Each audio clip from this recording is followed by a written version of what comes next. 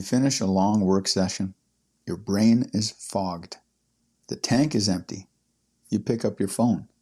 You scroll social media for 10 minutes. Maybe you switch to a news app.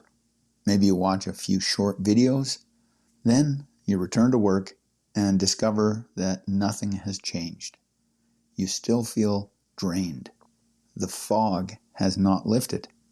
The tank is still empty. And the problem is not that you failed to stop working. The problem is that what you did was not rest. Your brain was still processing input the entire time. The default mode network never activated. The prefrontal cortex never recovered. You took a break. You did not engage in downtime. And the distinction between those two things makes all the difference. Hey there, it's me, Core, and you're listening to Exercising Consistency, from fitness to flourishing. This is episode 2 of 3 on the science and practice of cognitive recovery. In the last episode, we established why the brain requires downtime. Today, we answer the question that follows naturally from that science. If downtime is essential, what actually counts as downtime?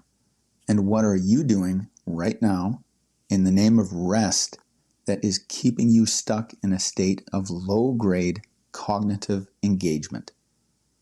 The break that is not a rest. The distinction is simple but easily missed. Rest is not simply the absence of work. Some activities feel effortless while still placing demands on attention. The brain cannot activate the default mode network while processing new input. The default mode network requires a specific condition: the absence of directed attention. If your eyes are on a screen, if your ears are receiving language, if your thumbs are scrolling, your brain is still in processing mode. The executive networks are still engaged. The recovery cycle has not started. This is why the most common form of what's mislabeled rest is also the least effective.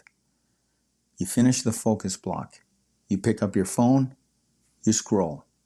The content is light.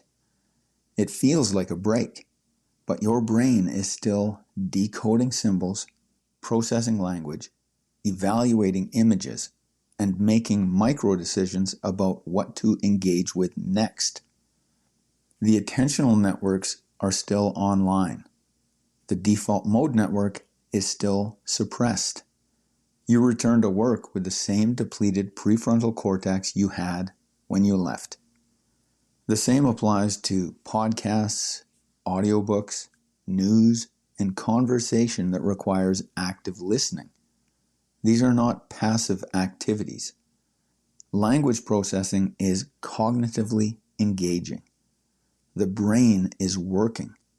It's just working on something different.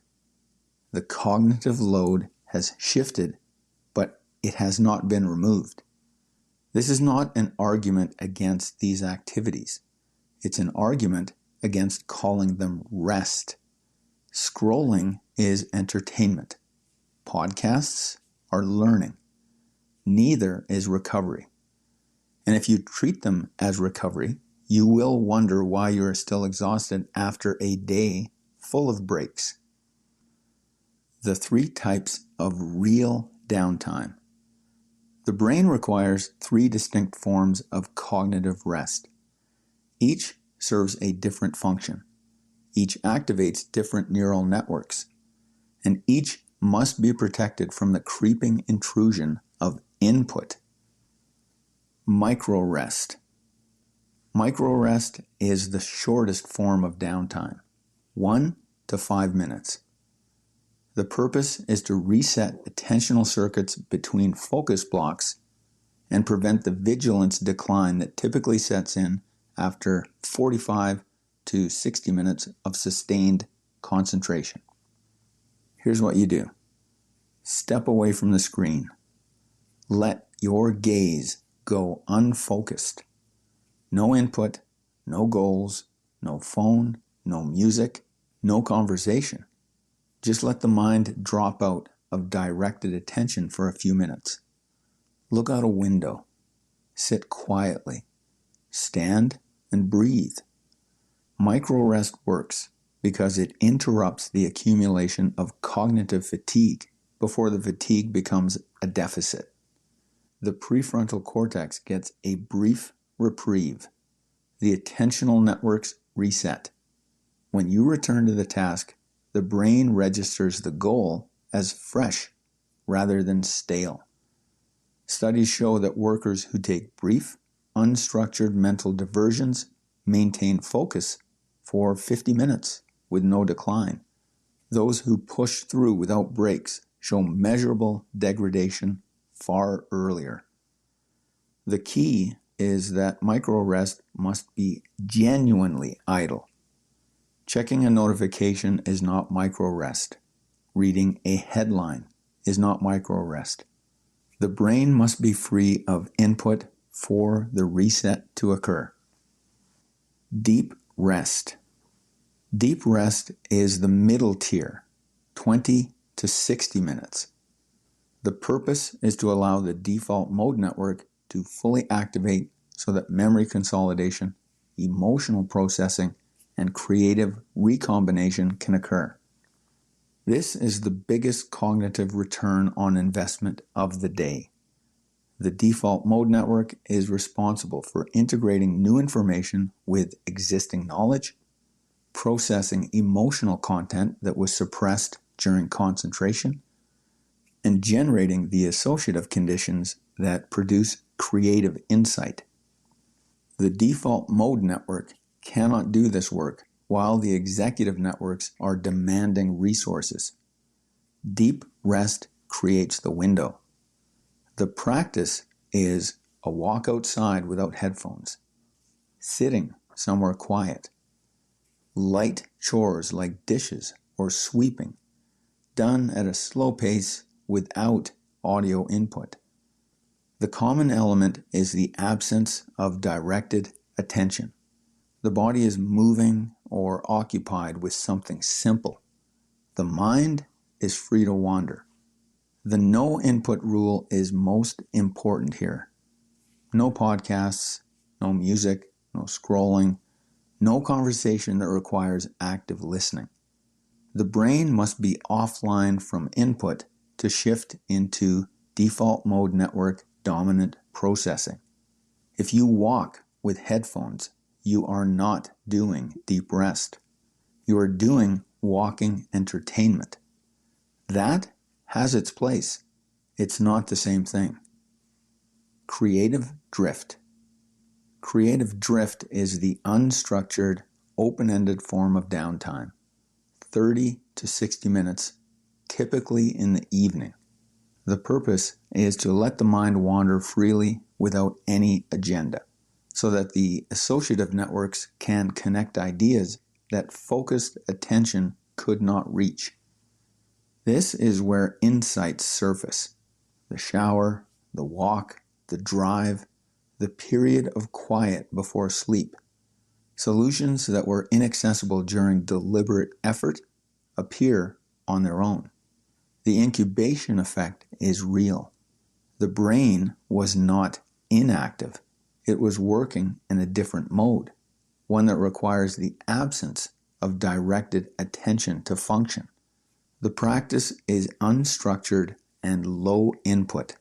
A shower, stretching, sitting outside, light chores. The rule is the same. No input. Let the mind drift. Do not try to solve anything. Do not direct the thinking. If an insight surfaces, capture it after it appears. The goal is not to generate ideas. The goal is to create the conditions under which ideas are generated without conscious effort. What never counts as rest.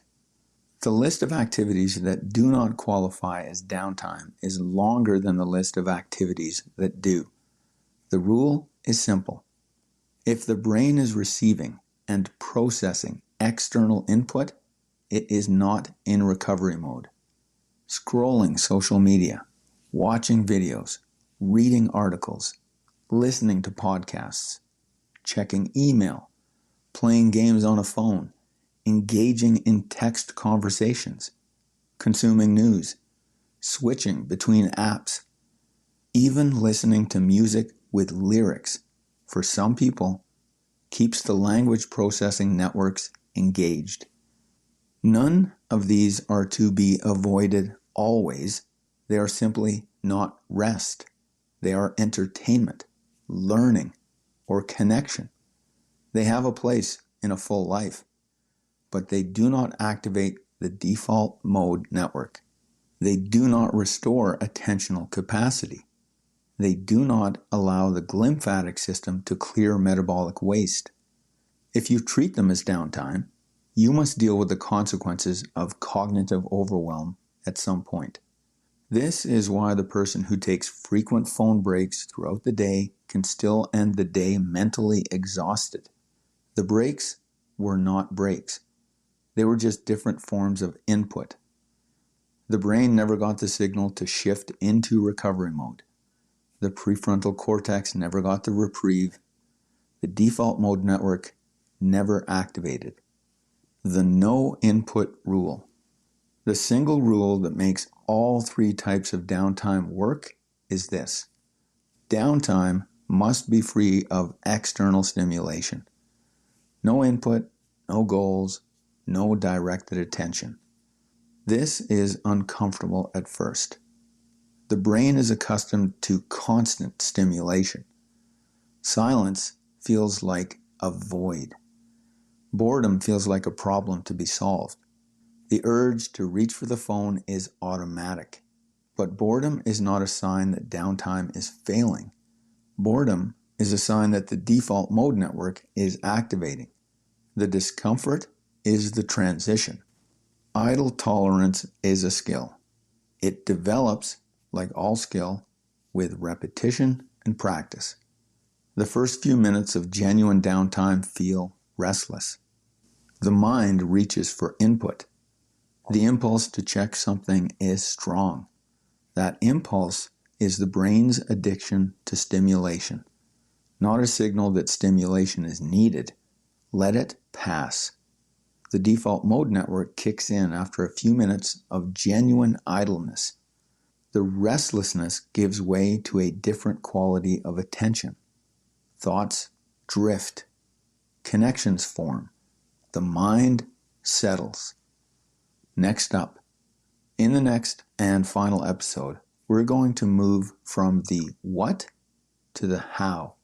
We'll build the daily downtime protocol, the morning reset that stabilizes the prefrontal cortex before the day begins, the micro rest rhythm between focus blocks, the midday deep rest that gives you the biggest cognitive ROI, the evening creative drift where insights surface.